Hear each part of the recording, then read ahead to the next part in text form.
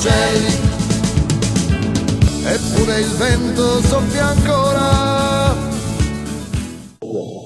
Grazie Presidente, signor Assessore, onorevoli colleghe e colleghi. Esiste un momento nel percorso esistenziale di un popolo, di una nazione, in cui la storia cessa di essere narrazione per divenire azione. Un tempo in cui la storia ci chiama ad una scelta impegnativa e responsabile tra chi la subisce e chi, pur nell'umile consapevolezza dei propri limiti, la fa e la scrive. Noi sardisti la nostra scelta l'abbiamo fatta da tempo, fin da quel lontano aprile del 1921, quando ad Oristano nacque ufficialmente il partito, e prima ancora come sardi combattenti che assumevano consapevolezza di sé, delle proprie radici, della propria lingua, della propria terra, nelle trincee del Carso, del Monte Sabottino, del Monte Zebio, dell'altipiano di Asiago. Noi siamo gli eredi del combattentismo reduce della prima grande guerra. La nostra bandiera è listata a lutto perché su di essa e con essa migliaia di giovani inconsapevoli hanno perso la propria vita per soddisfare la causa savoiarda dell'unità geografica della penisola italiana. Ed è proprio per questo, per il sangue che è costato alla Sardegna questa utopia, che noi, prima e più di tutti, non proviamo vergogna ed abbiamo buon diritto di riportare finalmente in quest'Aula, nella massima assemblea rappresentativa del popolo sardo, questa parola assopita per secoli nelle coscienze, ma che riprende quotidianamente, ineludibilmente vigore tra la gente, i giovani, gli intellettuali e finanche alcuni economisti. Indipendenza. Di questo crescente sentimento popolare vogliamo essere interpreti fieri ed autentici, senza infingimenti e senza le infinite aggettivazioni della politica politicante. Aggettivazioni che sterilizzano i concetti, i sentimenti ed anche i sogni, li rendono tendenziali fino a diluirli in un linguaggio incomprensibile e senza prospettive. Sia chiaro, noi non siamo per il regionalismo, non siamo per il decentramento, non siamo per l'autonomia, né speciale né al limite. Noi non siamo per nessuna sua declinazione delle infinite possibili, fiscale, solidale, perequativa, regionale. Non ci interessa la retorica del nominalismo che affascina con termini roboanti per i quali però non c'è riscontro sul piano della concretezza. Noi ci proponiamo attraverso l'azione politica di affermare la sovranità del popolo sardo sul proprio territorio e di condurre la Sardegna all'indipendenza.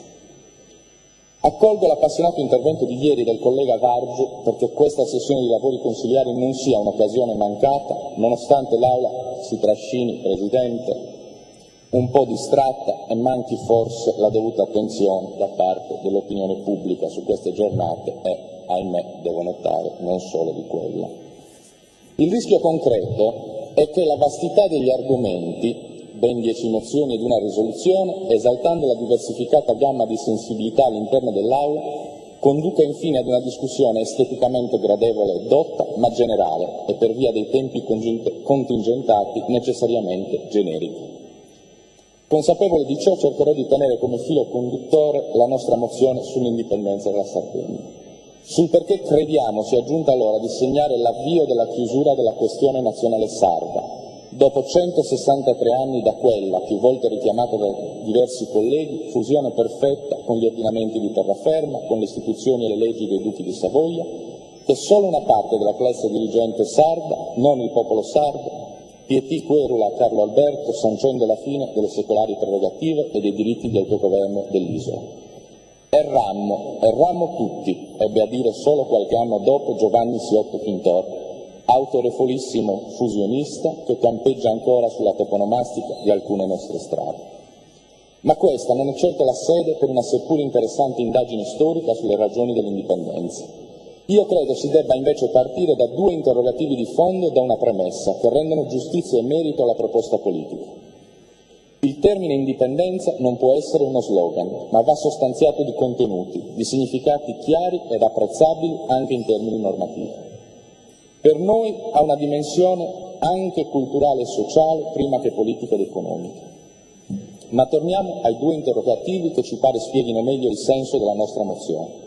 Perché l'indipendenza e come? Secondo quale percorso?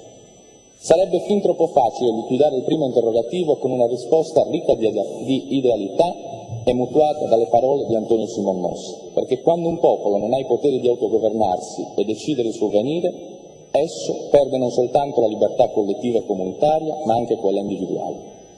Invero però oggi la risposta è tragicamente più stringente e direi incombente.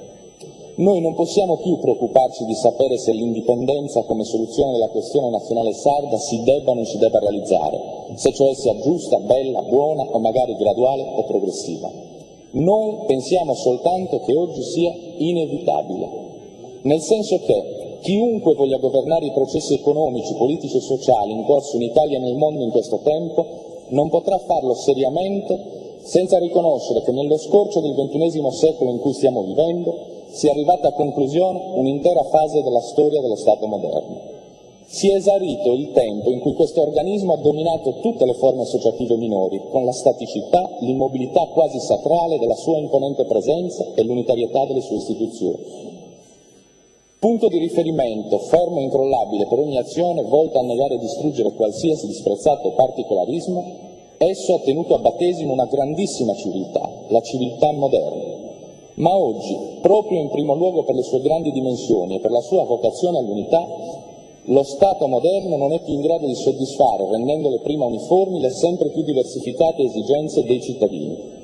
Esigenze che, sospinte dall'incoercibile capacità inventiva delle nuove tecniche produttive, si moltiplicano e si specificano senza posa a tutti i livelli, sfuggendo a ogni pretesa appunto di uniformità, e possono venire fronteggiate soltanto da strutture politico-amministrative incomparabilmente più articolate e diversificate di quelle tradizionali.